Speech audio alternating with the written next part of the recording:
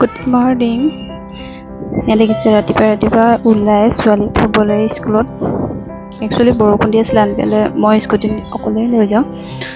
তাৰ পৰা বৰষুণ দি থাকিব বুলি বাপেককো লগতে লৈ যাওঁ, তিতি যোৱাতকৈ। এয়া আহি পাই গ'লোহি তেল ডিপু। তেল কম আছিলে গাড়ীত। আৰু এয়া আমাৰ চেণ্টাৰ।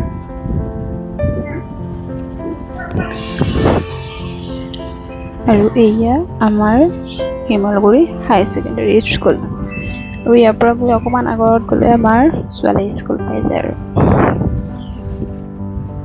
এয়া আৰু অকণমান এইখনেই শিমলগুৰি হাই ছেকেণ্ডেৰী স্কুল।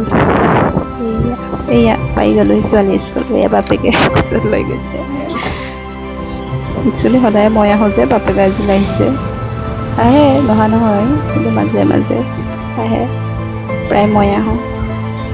যেতিয়া মই আহিব অসুবিধা হয় তেতিয়া আহি যায় আৰু স্কুটি কিবা বেয়া হৈ গ'লে, আৰু বা কেতিয়াবা দোকানত কাষ্টমাৰ দেখিলে দেৰি হৈ গ'লে আহে। আৰু সেয়াই ছোৱালী স্কুল।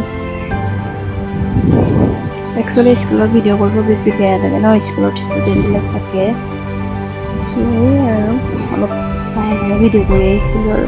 আৰু এয়া চেণ্টাৰ আমি ঘূৰি আহিলোঁগৈ ছোৱালীক থৈ পেলাই। গাড়ী থ'লোঁ, গাড়ী থৈ পোৱাৰ পিছত আৰু ইমান ৰাতিপুৱা স্কুল চেণ্টাৰো বন্ধ থাকে প্ৰায়বিলাক। খোলে এখন দুখন আৰু এয়া আমাৰ দোকান। আৰু ফাইনেলি অলপ দেৰি থকাৰ পিছত স্কুল ছুটি হোৱাৰ পিছত বাপেকে আকৌ আজি আনিলেগৈ ছোৱালী।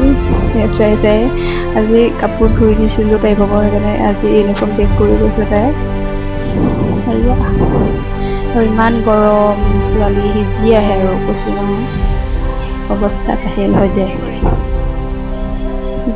এয়া ভিডিঅ' কৰিছোঁ বুলি গম পাই প'ষ্ট দি আছে। অ'কে।